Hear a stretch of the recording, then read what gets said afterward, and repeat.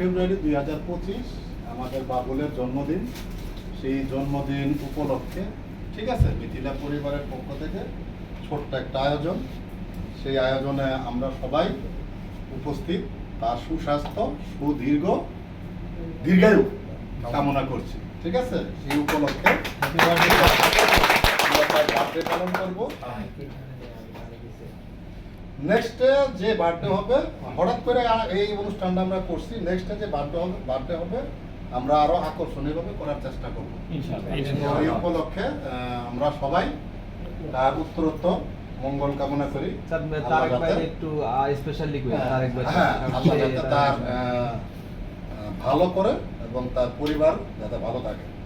আর এই অনুষ্ঠান আয়োজন তারেক সহ যারা যারা সর্বাত্মকভাবে সহযোগিতা করছো তাদের প্রতি মিথিলা পরিবার কৃতজ্ঞ।